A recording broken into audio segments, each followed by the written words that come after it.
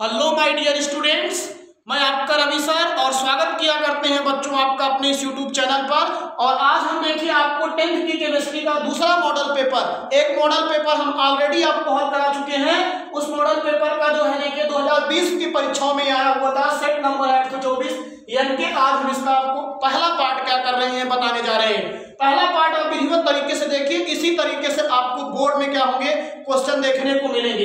तो देखिए आपके यहाँ केमिस्ट्री का जो खंड क्वेश्चन शुरू होता है वो 5वें क्वेश्चन से शुरू होता है। वहीं से हमने कुछ क्वेश्चन लिख रखा है, इस क्वेश्चन को हम यहाँ पे लिखे, यहाँ उस क्वेश्चन का क्या करेंगे आपको बाबू सालों बताएंगे। तो एकदम डट करके बढ़िया तरीके से लगिए। और जो बच्चे अपने माता पिता के सपनों को साकार करना चाहते हैं वो विधिवत तरीके से इस पूरे वीडियो को अंत तक कर देखें। और जो अगर जिन बच्चों को ये सब क्वेश्चन आते हैं तो वो आप लोग भाई बढ़िया तरीके से अपना रिवीजन करने का प्रयास कीजिए। मैंने महाभारत में अभिमन्यु को देखा था, अभिमन्यु से ये सीखने को मिलती है कि हिम्मत से हारना, ध्यान लीजिए, हिम्मत से हारना, लेकिन हिम्मत कभी मत हारना, ध्यान दीजिएगा। ये आप इसी जोश और उम्मीद के साथ बच्चों हम आगे बढ़ते हैं। बात किया करते हैं पहले क्वेश्चन की, निम्न में कौन सा तत्व जो होता है वो तनु अणुओं से क्रिया करके हाइड्रोजन गैस मुक्त करता है। पहला भी वैकल्पिक क्वेश्चन आपके सामने आता है, जवाब दीजिए आप जल्दी से। पहला ऑप्शन है क्लोरीन, दूसरा ऑप्शन है तांबा, तीसरा ऑप्शन है जिंक, चौथा ऑप्शन है सल्फर। और इस क्वेश्चन का जवाब क्या होगा आप लोगों को मालूम है तो जल्दी से आप लोग तुरंत कमेंट बॉक्स में बताइएगा। क्लोरीन, तांबा, जिंक और सल्फर, ये 4 ऑप्शन है आपके सामने। तो हम इस क्वेश्चन का जवाब आपको बता दे रहे हैं बाबू, ध्यान दीजिएगा बढ़िया तरीके से, एकदम आज जान लीजिए, एकदम आपको खुश कर देंगे। और इन सारे क्वेश्चन के हम पोस्टमार्टम कर देंगे विधिवत तरीके से। क्लोरीन जो होता है आपको मैंने बताया, इस क्वेश्चन का जवाब देने के लिए आपको हमने पढ़ाया हुआ है बाबू विद्युत रासायनिक श्रेणी। क्या पढ़ाया हुआ है मैंने? विद्युत रासायनिक श्रेणी, इलेक्ट्रोकेमिकल सीरीज। धातुओं को उनके अपचयन विभव के बढ़ते क्रम में रखने से एक सीरीज प्राप्त हुई थी, उसी को हम विद्युत रासायनिक श्रेणी कहते हैं। तो विद्युत रासायनिक श्रेणी में जो धातुएं हाइड्रोजन से कहाँ है, ऊपर है, वो अगर अम्लों से क्रिया करती हैं तो वो क्या करती हैं आपकी बताइए, वो हाइड्रोजन गैस मुक्त करती हैं। तो इसमें देखो कौन सी ऐसी है जो हाइड्रोजन से ऊपर है। तो सीरीज तो हमने बताया हुआ है, लेके बेकार कार ना मांगे एलन मन जानकर, सत्यनारायण प्रताप बहादुर, पारा और उसके बाद पीटे कल आपका सोना फता, पूरी सीरीज आपको हमने ट्रिक के रूप में बता दिया है। तो उसमें आप देखोगे कि जो क्लोरीन है ये भी सीरीज में नीचे है, तांबा है ये भी सीरीज में नीचे है, सल्फर तो सीरीज में रखा ही नहीं गया है। जिंक आपका क्या है, मन जानकर का मतलब जड़ें, तो इसका मतलब यहाँ पे जिंक कहाँ है, ऊपर है। और जब जिंक ऊपर है तो अगर ये अम्लों से क्रिया करेगी तो हाइड्रोजन गैस को क्या करेगी, बाहर करेगी। मतलब सी आपका इसमें ऑप्शन क्या है, सही है। ऑप्शन नंबर जो सी है जिंक या जस्ता, और इसका अभिक्रिया क्या होगा, Zn+H2SO4, ये ध्यान दीजिए। अब ये Zn+H2SO4 अभिक्रिया करेगा तो यहाँ बनेगा ZnSO4 और प्लस कौन सी गैस निकलेगी, हाइड्रोजन गैस। बाबू अगर अब आपसे पूछा जाए ये रिएक्शन है, अब आपने पहला चैप्टर पढ़ा हुआ है, ये कौन सी अभिक्रिया है आप लोग बता करके प्रयास कीजिएगा। इस अभिक्रिया को हम लोग विस्थापन अभिक्रिया कहते हैं। कौन सी अभिक्रिया कहते हैं, इसको हम लोग विस्थापन अभिक्रिया कहते हैं। और एक रिएक्शन आपको बता रहा हूं, आपके यहाँ धातुओं का क्या है, बहुत रासायनिक गुण है। तो धातुएं जो है ये अम्ल से क्रिया करेंगी तो साल्ट बनाती है और हाइड्रोजन गैस मुक्त करती है। आपके यहाँ ये धातु का हो गया, अब अम्ल है, अम्ल का भी रासायनिक गुण पढ़ते हो तो अम्ल के रासायनिक गुण में आप बता सकते हो धातुओं से क्रिया, अम्ल धातुओं से क्रिया करती है तो साल्ट और क्या बनाती है, हाइड्रोजन गैस मुक्त करती है। तो एक के साथ आपको कितने क्वेश्चन बताया मैंने, ये हमारे पढ़ाने का यही स्टाइल है, हम ऐसे ही पढ़ाएंगे माय डियर। आपको अच्छा लगेगा तो जरूर कमेंट कीजिएगा और वीडियो को लाइक कीजिएगा, और चैनल पर नए हो तो सब्सक्राइब करो, बेल आइकन को प्रेस किए रहो ताकि सारा वीडियो आपको मिलता रहे बाबू। और अपने दोस्तों के बीच में शेयर करो इसे, हमारी मेहनत को बेकार मत जाने दीजिए, आप लोगों के ऊपर डिपेंड करता है। हौसला नहीं हारेंगे आप लोग, घबराइएगा नहीं। फिर दूसरा क्वेश्चन है बाबू, कह रहा है कि निम्न में कौन सा तत्व द्वितीय समूह का है। अब आप जो पीरियोडिक टेबल है उसमें समूह की जानकारी करना है, तो समूहों की जानकारी करने के लिए आप सभी तत्वों का क्या कर डालोगे, इलेक्ट्रॉनिक विन्यास। जितने भी तत्व हैं, अब लिथियम का इलेक्ट्रॉनिक विन्यास करोगे तो 3 होता है, तो 2 और 1, इसके वास्तव में उसमें कितना इलेक्ट्रॉन है, 1। तो ये किस समूह का हो जाएगा, प्रथम समूह का हो जाएगा। ये किस समूह का हो जाएगा, प्रथम समूह। इसको आप लोग कह सकते हो फर्स्ट एकक एलिमेंट है। ये किसका है, फर्स्ट एकक। मैग्नीशियम का अगर करोगे तो मैग्नीशियम का परमाणु क्रमांक क्या होता है, 12। आपको परमाणु क्रमांक मालूम होना चाहिए। फिर करोगे तो 2, 8, 2। अब इसकी वास्तविक कोष में क्या इलेक्ट्रॉन है, जो वास्तविक कोष का इलेक्ट्रॉन होता है वही होती है। तो यहाँ पे 2 है, तो अब ये बताओ ये किस समूह का हो जाएगा बाबू? द्वितीय समूह का। तो इस समूह का हो जाएगा द्वितीय समूह का। और फिर बोरान का अगर करना चाहते हो तो बोरान का होता है आपका 5, अगर इसका करोगे तो 2 और 3, तो ये किस समूह का हो जाएगा? तृतीय समूह का। ये किस समूह का हो जाएगा? तृतीय समूह का हो जाएगा। और अगर सिलिकॉन का करोगे तो सिलिकॉन का होता है 14, 2 8 4, वाटर कोष में 4 है, तो ये किस समूह का हो जाएगा? चतुर्थ समूह का हो जाएगा। तो इस तरीके से आपको ये पूरा मैंने बता दिया था। और ट्रिक भी हमने बताया हुआ कि फर्स्ट ए समूह को ज्ञात करने की ट्रिक क्या है? ये आपको है ह ली ना की रब से फरियाद, ये फर्स्ट ए के एलिमेंट है। ये जितने भी एलिमेंट हैं सब फर्स्ट ए ग्रुप के हैं। फिर सेकंड ए के ग्रुप के कौन एलिमेंट है? बेटा, मांगे, कार, स्कूटर, बाप, राजी, ये सेकंड ए के एलिमेंट हैं। थर्ड ए के कौन कौन है? भाई, एलन, गे, इंडिया, थाईलैंड, ये सब थर्ड ए के एलिमेंट है। फोर्थ ए के एलिमेंट कौन है? कैसी, अपनी जिंदगी, सत्यनारायण, प्रताप, बहादुर, ये फोर्थ ए के एलिमेंट है। वास्तव में उसमें सब 4 होगा। फिफ्थ ए के नाना, पापा, ऐसे, सब, भी, ये फिफ्थ ए के एलिमेंट है। मतलब 5वें समूह के हैं। 6वें समूह की बात करोगे, ऑरेंज, से, सस्ते, टी, पकौड़े, ये 6th ए के एलिमेंट है। 7th ए की बात करोगे, फिर, कल, बाहर, आई, आंटी, ये 7th ए के एलिमेंट है बाबू। तो ऐसे सारी चीजें याद हो जाती हैं। 2 क्वेश्चन हमने बताया है, लेकिन 2 क्वेश्चन में आप देखिए सारे क्वेश्चन को हमने एकदम खत्म कर दिया, उड़ा दिया, एकदम धुआं कर दिया। आत्मा आपकी खुश हो जाएगी, जान लीजिएगा बाबू। आप लोग अगर जान लीजिए बढ़िया तरीके से इसको समझेंगे तो एक क्वेश्चन के साथ हमने बताया। अब यहाँ से इसको आप बढ़िया से स्क्रीनशॉट ले लीजिएगा। ये फर्स्ट ए के सब एलिमेंट है, सबके बारे में उसमें होगा। ये द्वितीय ए के हैं, सेकंड ए के, ये थर्ड ए के हैं, ये फोर्थ ए के हैं, ये फिफ्थ ए के हैं, 6th ए के हैं, 7th ए के हैं। ये सब आपको आगे थोड़ा बढ़े जाओगे तब। अब हम बात करेंगे तीसरे क्वेश्चन की। इस क्वेश्चन की बात करेंगे बबुआ तीसरे क्वेश्चन की। तीसरा क्वेश्चन क्या है उसको ध्यान दीजिए। कह रहा है तीसरे क्वेश्चन में कि संतृप्त हाइड्रोकार्बन में नहीं होता है। हाइड्रोकार्बन 2 प्रकार के होते हैं, संतृप्त हाइड्रोकार्बन, एक असंतृप्त हाइड्रोकार्बन। अभी आपको मजा मैंने कहा कि एकल बंध है संतृप्त हाइड्रोकार्बन में, तो पहला ऑप्शन यही सही है कि नारायण नहीं होता। इस चीज को ध्यान दो, बच्चे देखेंगे संतृप्त हाइड्रोकार्बन, अगवा क्वेश्चन वो नहीं पढ़ते हैं, इतने जान लीजिए खुशी के मारे। इसलिए कहते हैं एग्जाम में और आपके उस क्वेश्चन सॉल्व करने में बातें अलग होती हैं। तो बाबू ध्यान दो, एकल बंध होता ही है, कार्बन कार्बन के बीच में सिंगल बॉन्ड होता है, ये भी आप जानते हो।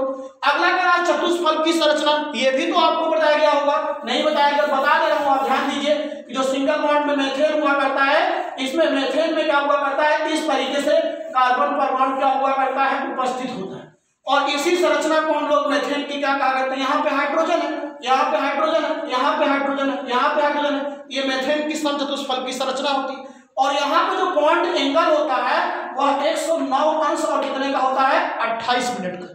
ये कार्बन मतलब संतृप्त हाइड्रोकार्बन उदाहरण क्या है? मेथेन, उसी की समचतुष्फलक की संरचना है। तो एकल बंध भी है, चतुष्फलक की संरचना भी है, और सी के बीच में आवर्त कोण कितने का होता है? 109 अंश और 28 मिनट का होता है। लेकिन अब कह रहा है सी डबल बॉन्ड, तो सी डबल बॉन्ड किसमें पाया जाता है? एल्कीन, किसमें पाया जाता है? एल्कीन। आपको मैंने बताया तो यहाँ पे सी डबल बॉन्ड सी, ये किसमें पाया जाता है बाबू? एल्कीन में। और एल्कीन आपका क्या है? एल्कीन आपका क्या है? असंतृप्त हाइड्रोकार्बन। मतलब जब कार्बन परमाणुओं के बीच में डबल बॉन्ड होता है और ट्रिपल बॉन्ड होता है तो उसको हम लोग असंतृप्त हाइड्रोकार्बन कहते हैं। एकल बंध भी पाया जाएगा, चतुष्फलक की संरचना भी होगी। ये भी एक क्वेश्चन बन गया, सोच लीजिए। इस बहुविकल्पी के थ्रू आपसे 4 प्रॉपर्टी बता दिएगा संतृप्त हाइड्रोकार्बन की। एकल बंध में पाया जाता है, आपकी चतुष्फलक की संरचना होती है और सी के बीच में कोण होता है। तो यहाँ पे ऑप्शन, इसमें आपका कौन सा ऑप्शन सही था? ये सही था। और यहाँ पे ऑप्शन ये आपका तीसरा ये सही होता है, सी आपका। अगला कह रहा है कि निम्नलिखित में से प्रत्येक के 2 उपयोग बताइए। अब आप सोचिए कि उपयोग में आपसे कह रहा है धावन सोडा। धावन मतलब होता है जिससे धुलाई की जाती है।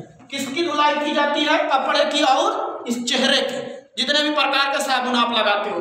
तो धावन सोडा जो हुआ करता है, धावन सोडा का सूत्र क्या होता है बाबू? आपको देखिए कितना अच्छा बताया, Na2CO3 इंटू क्या होता है? 10H2। सही सूत्र यही होता है। धावन सोडा को हम लोग कहा किया करते हैं, इसका रासायनिक नाम क्या होता है? Sodium carbonate. क्या होता है?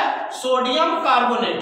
इसको हम लोग, मैंने बताया था, ये पाया कहाँ जाता है? सब्जी मिट्टी या कहाँ पाया जाता है? ये रेत में।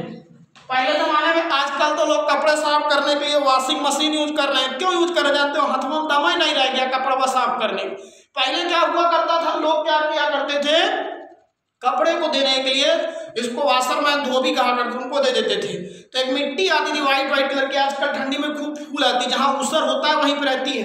तो उसी मिट्टी में ये क्या हुआ करता था, ये आपका पाया जाता था कुछ अंश। तो उसी को ले जा करके लोग कपड़े उसी में भिगो देते थे। रात भर कपड़ा भिगोया रहता था, सुबह फिर तालाब में लग जाए तो लकड़ी कटौता रहता था, उसी खूब पीटते थे। कपड़वा के एकदम नस नस टाइट हो जाती थी, और फिर डाल के सुखा देते थे, एकदम बढ़िया सब पंख जैसे बकुलक हो जाता था। तो वो सब्जी मिट्टी या रेह में पाया जाता है। तो पहला इसका उपयोग कहाँ किया जाता है? वस्त्र को क्या करने में बाबू? साफ करने में। कपड़े को क्या करने में? साफ करने में इसका उपयोग किया जाता है। दूसरा इसका उपयोग किया जाता है बेकिंग सोडा को बनाने में। किसको बनाने में? बेकिंग सोडा, जो आपका सोडियम कार्बोनेट बाइकार्बोनेट होता है। बेकिंग सोडा जिसको आप लोग कहा करते हो NaCO3 को क्या करने में? बनाने में। तो दो ये उपयोग पूछ रहा है। इसकी और भी उपयोग है, ध्यान दीजिएगा। अभिकर्मक के रूप में भी यूज कर सकते हो। तो ये सब इसके उपयोग हो गए। दूसरा क्वेश्चन है विरंजक चूर्ण का उपयोग पूछ रहा है। तो विरंजक चूर्ण जो हुआ करता है, इसका फार्मूला क्या हुआ करता है? विरंजक चूर्ण जो होता है, इसको हम लोग ब्लीचिंग पाउडर भी कहते हैं। इसका सूत्र होता है बाबू CaOCl2। ये ब्लीचिंग पाउडर है, CaOCl2 ब्लीचिंग पाउडर है। और इसका उपयोग किया जाता है, सबसे पहली चीज तो आपको हम बता रहे हैं, ब्लीचिंग पाउडर का उपयोग किया जाता है क्लोरोफॉर्म बनाने में। इसमें को बनाने में क्लोरोफॉर्म। क्लोरोफॉर्म का सूत्र क्या होता है? CHCl3। ये जान लीजिएगा। क्लोरोफॉर्म एक निश्चेतक पदार्थ होता है, जो आजकल के देखते हो लोग दवा सुंघा देते हैं, लोग बेहोश हो जाते हैं। तो क्लोरोफॉर्म हल्का सुंघाइएगा बेहोश होगी, और ज्यादा सुंघा दीजिएगा तो एकदम बेहोश हो जाएंगे। तो ये प्रयोगशाला में क्लोरोफॉर्म बनाने के लिए ब्लीचिंग पाउडर का उपयोग किया जाता है। दूसरा जो होता है ब्लीचिंग पाउडर जो हुआ करता है, ये क्या किया जाता है? इसका उपयोग विरंजक के रूप में किया जाता है। विरंजक के रूप का मतलब समझते हो? बी मतलब होता है कमी, रंजक का मतलब रंग। ये रंगों को उड़ाने में इसका उपयोग किया जाता है। विभिन्न प्रकार के वस्तुओं से रंग को उड़ाने में किया जाता है ये। और जल को शुद्ध करने में भी, किसको? जल को शुद्ध करने में भी इसका उपयोग किया जाता है। तो बाबू ये समझ में आ गया। ये सारी चीजें आपको पढ़ाया हूँ, सबका वीडियो भी है प्लेलिस्ट में, आप जा करके सब देख सकते हो। कुछ नहीं करना है, आप धावन सोडा लिखो, आपको कुछ नहीं लिखना है। धावन सोडा लिख करके उसके बाद चैनल का नाम लिखिए रवि इंस्टीट्यूट केमिस्ट्री, तुरंत आपको वीडियो खींच के ले लेगा। आप पढ़िए, एकदम खुश रहिए, मस्त रहिए। हम इतना ही केवल चाहते हैं कि अगर इतना सब कुछ हो रहा है आप सब लोगों के लिए, तो आपका भी एक कर्तव्य है, कमेंट करो बाबू, लाइक करो, और बच्चों के बीच में, अपने साथियों के बीच में शेयर करो। यही इतना आपकी एक नैतिक जिम्मेदारी है। हम जो करेंगे, जो वादा किया वो निभाना पड़ेगा, हम निभा रहे हैं, घबराइएगा नहीं। अगला क्वेश्चन है संतृप्त तथा असंतृप्त हाइड्रोकार्बन को उदाहरण से समझाइए। तो हम सबसे पहले यहाँ पे लिख देते हैं संतृप्त हाइड्रोकार्बन। कौन सा क्वेश्चन कह रहे हैं? संतृप्त हाइड्रोकार्बन। संतृप्त हाइड्रोकार्बन क्या कहोगे? ऐसे हाइड्रोकार्बन जिसमें कार्बन कार्बन परमाणु की जो चारों संयोजकताएं होती हैं, उसके बीच में कौन सा बंध पाया जाता है? देखो ये क्वेश्चन बताया था अभी, एकल बंध पाया जाता है, उसे हम संतृप्त हाइड्रोकार्बन कहते हैं। और संतृप्त हाइड्रोकार्बन जो हुआ करते हैं, इनका सामान्य सूत्र होता है CnH2n+2। ये ध्यान दीजिए, जहां पे n का मान अगर आप 1 रखते हो तो फार्मूला मिलता है CH4, और इसको आप लोग कहते हो मेथेन। n का मान 2 रखते हो तो फार्मूला मिलता है एथेन, C2H6, ये आपको मिल गया एथेन। n का मान अगर आप 3 रखते हो तो फार्मूला मिलता है C3H8, जिसको आप लोग कहते हो प्रोपेन। n का मान 4 रखते हो तो आपको फार्मूला मिलता है C4, आपको क्या मिल जाएगा? 4 दूनी 8 2 10, इसको आप लोग कहते हो ब्यूटेन। तो ये जो है, ये आपके सब संतृप्त हाइड्रोकार्बन। एक का स्ट्रक्चर बना लीजिए बाबू, C single bond H, single bond H, single bond H, single bond H। देखिए सब कार्बन की चारों संयोजकताएं सिंगल बॉन्ड भी। इसमें बनाओगे तो C single bond C, single bond H, single bond H, single bond H, single bond H, single bond H, single bond H। हम तो ऐसे पढ़ाएंगे बाबू, दनादन एकदम, आपको आज समझ में आना चाहिए, एकदम खत्म कर देंगे, पोस्टमार्टम कर दे रहे होंगे कि क्वेश्चन की जान लीजिए, धुआं धुआं निकालिए। अगला जैसे इसका बनाओगे, कुछ नहीं करना है, 1 2 3, पहले वाले को 3 दियो, पहले वाले को 3 दियो, बीच वाले को 2 दियो और लास्ट वाले को फिर 3 दे दियो, हो गए। ये प्रोपेन का फॉर्मूला। अब देखिए सब बढ़िया सर, ये सब संतृप्त हाइड्रोकार्बन है और ऐसे बढ़ाते चले जाइएगा तो एल्केन की आपको क्या मिल जाएगी, सजातीय श्रेणी। क्या मिल जाएगी, सजातीय श्रेणी। ये चीज आप ध्यान दीजिए। पहला हो गया संतृप्त हाइड्रोकार्बन। दूसरा बाबू इसकी स्क्रीनशॉट ले लीजिएगा आप लोग। अगला क्वेश्चन है, अब कौन सा क्वेश्चन कब आपको मिल जाए ये कोई कह नहीं सकता है, बोर्ड पेपर के क्वेश्चन है, इसलिए इसको इंपॉर्टेंट समझिए। और अगर इसे 4-5 सेट केवल कोई पढ़ ले सही तरीके से तो जान लीजिएगा पूरा किताब में आप डांस कर जा रहे हो। अगला है असंतृप्त हाइड्रोकार्बन। असंतृप्त हाइड्रोकार्बन का मतलब क्या होता है, इस चीज को समझिए। असंतृप्त हाइड्रोकार्बन का मतलब होता है कि जब कार्बन कार्बन परमाणु के बीच में डबल बॉन्ड पाया जाता हो, क्या पाया जाता हो, डबल बॉन्ड, और या क्या पाया जाता हो, कार्बन कार्बन परमाणु के बीच में ट्रिपल बॉन्ड, तो उसी को असंतृप्त हाइड्रोकार्बन कहते हैं। वे हाइड्रोकार्बन जिसमें कार्बन कार्बन परमाणु के बीच में द्विबंध हो या त्रिबंध हो उसको असंतृप्त हाइड्रोकार्बन कहते हैं। और ये 2 प्रकार का होता है, जब डबल बॉन्ड होता है जिसको हम लोग एल्कीन कहते हैं, और जब ट्रिपल बॉन्ड होता है तो इसको हम लोग क्या कहते हैं, एल्काइन कहते हैं। ये चीज ध्यान देना। एल्कीन का जनरल फार्मूला होता है CnH2n होता है, और इसका होता है CnH2n-2। ये फार्मूला भी याद रखिएगा। जैसे एल्केन का मैंने बताया था अभी संतृप्त का CnH2n+2, और इसमें क्या हुआ है, 2 रह गया, इसमें प्लस था, इसमें 2 घटा, इसमें और 2 घटा दिए गए। अब क्या हो जाएगा, इसका उदाहरण रखो, यहाँ पे n का मान 1 नहीं रखा जाता है, 2 रखो। क्योंकि नहीं रख सकते हैं, क्योंकि जो कंपाउंड आएगा बहुत कमजोर रहता है। तो यहाँ क्या हो जाएगा, बोलो 2 रखोगे तो C2 और H4, और C2H4 जो फार्मूला आया है ये किसका आया है बबुआ, एथिलीन का आया है। ये किसका फार्मूला है, एथिलीन। अब इसका स्ट्रक्चर बनाओगे तो 2 कार्बन है, आप 2 कार्बन रख दीजिए, 4 हाइड्रोजन है। अब अगर कभी घर मालिक बनिए तो मालिक बनने का नियम यही है कि अगर दोनों चीजें सेम सेम है तो बराबर देने का प्रयास कीजिए, नहीं तो आपको घर वाले मालिक नहीं बना, कहेंगे 2 अखिया करते हैं हमसे। तो 2 हाइड्रोजन इसको दे दिए, 2 हाइड्रोजन इसको, 2 हाइड्रोजन इसके हिस्से में, लो अपना हिस्सा। अब इसके बाद हमको उसमें 4 है, 4 5 5 है 6, अब 2 कम पड़ रहा है तो आप कार्बन के पास 2 है। जैसे आपके घर में कोई काम होता है, पड़ोसी क्या कहते हो, जाओ हमको दे दो, तो देते हैं। तो आप लोग अब इसके किससे मांगेगा, 1 कार्बन हमको 2 इलेक्ट्रॉन दो, 2 इलेक्ट्रॉन दिया, साझेदारी किया, यहाँ मित्रवत व्यवहार किया गया है, जान लीजिएगा। अब जब मित्रवत व्यवहार समझे बंद कर मतलब क्या होता है, मित्र, सखा, शत्रु नहीं सखा। और आप बताइए 4 2 6 6 7 7 1 8। अब देख लीजिए कार्बन कार्बन के बीच में कम से कम 1 डबल बॉन्ड आ जाएगा तो ये एल्कीन है। और अगर यहाँ पे ट्रिपल बॉन्ड होगा तब क्या होगा, एल्काइन हो जाएगा। जैसे यहाँ पे भी n का मान 2 रखोगे, डायरेक्ट n का मान 1 नहीं रखा जाता है, 2 रखा है, n बराबर 2 रखोगे, फार्मूला मिल जाएगा C2H2। और C2H2 जो फार्मूला होता है ये एसिटिलीन का होता है, किसका होता है, एसिटिलीन का। अब यहाँ पे देखो 2 कार्बन हो गए, 1 हाइड्रोजन इसको दिया, 1 हाइड्रोजन इसको दिया। अब यहाँ देखो 4 1 5, अब इसको 3 कम पड़ रहा है तो कहेगा 3 दो, हमको 3 लिया। अब देखो 4 1 5 5 3 8 4 3 7 7 1 8।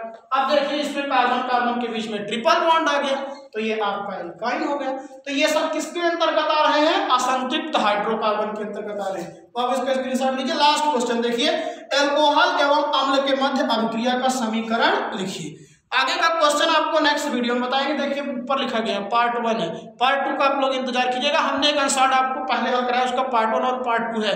आप लोग जाकर के प्लेलिस्ट में भी देख सकते हो और नहीं तो वैसे भी सर्च करके देख सकते हो। आप लोग केवल ढूंढिए, बस केवल ढूंढ करके पढ़ने का प्रयास कीजिए, इंतजार किया करो, वादा तेरा वादा, और एकदम धुआं धुआं करो। ये जान लीजिए, देख रहा ना बाबू, इतिहास ऐसे नहीं लिखा जाता। जो पानी से नहाएगा वो लिबास बदलेगा, और जो पसीने से उच्चार से नहाएगा वो इतिहास बदलेगा। बाबू समझ रहा है ना। तो आप क्या करेंगे, लास्ट क्वेश्चन कह रहा है एल्कोहल और अम्ल के मध्य अभिक्रिया को समीकरण समझाएंगे। तो हमने एक चीज बताया था कि अगर हम किसी भी एल्कोहल की अभिक्रिया किसके साथ करते हैं, अम्ल के साथ। अगर एल्कोहल की अभिक्रिया अम्ल के साथ किया जाता है तो एस्टर बनता है और क्या बनता है, जल। क्या बनता है, एस्टर और जल। और इसी अभिक्रिया को एक नाम से जाना जाता है और वो नाम क्या है? एस्टरीकरण। They are most important topic. When alcohol react with acid in presence of acidic medium give ester and water. This reaction is called esterification because formed of ester. समझ में आ गया? तो बाबू यहाँ अल्कोहल के स्थान पे आप क्या ले लीजिए? C2H5OH। जैसे कर रहा हूँ वैसे कर दे रहे, हमको क्या दिक्कत है? और फिर यहाँ पे एसिटिक अम्ल ले दीजिए अम्ल के रूप में CH3COOH। और आपको बता रहे हैं यहाँ पे अम्लीय माध्यम कर दीजिए। ये एथिल अल्कोहल और एसिटिक अम्ल वाले में क्या रिएक्शन है? अब यहाँ पे एस्टर बनेगा, कैसे बनेगा? ये देखो यहाँ से H निकलेगा तो यहाँ क्या बचा? CH3COO। यहाँ से H निकल गया H, इसमें का H और इसमें का OH दोनों निकल जाते हैं और निकल करके क्या बना देते हैं? H2O। क्या बनाते हैं? H2O। अब CH3COO और यहाँ से आकर के C2H5 जुड़ गया। इसी का नाम क्या होता है? Ethyl acetate. और जो ये एथिल एसीटेट बना है यह एक प्रकार का क्या है? एस्टर है। और जिन बच्चों को इसका यूपीएससी नेम आता है आपको चैलेंज करता हूं, कमेंट बॉक्स आपके लिए इंतजार करता है, खाली इसका यूपीएससी नेम बताइएगा, इसका यूपीएससी नेम बताइएगा, इसका यूपीएससी नेम बताइएगा, सब आपके लिए। तो बाबू इतना क्वेश्चन हम आपके सामने आज हल कराए। आप लोग हमारी मेहनत को ज़ाया मत करिए। जितनी बातें आपको बता रहे हैं आप लोग बहुत अच्छे हो, बहुत अच्छे तरीके से ध्यान दियो। और आपको अच्छा लगा होगा तो जरूर कमेंट कीजिएगा और अगर और अच्छा लगा होगा तो अपने साथियों के बीच में इसे शेयर कीजिएगा और चैनल पर नए हो तो सब्सक्राइब करके बेल आइकन प्रेस करो ताकि आप लोगों को अच्छे तरीके से हम और बता पाएँ। अगर आपका प्रयास जैसा रहेगा तो आपको दूसरा पार्ट फिर प्रोवाइड करेंगे। मिलेंगे नए वीडियो में। थैंक यू, धन्यवाद।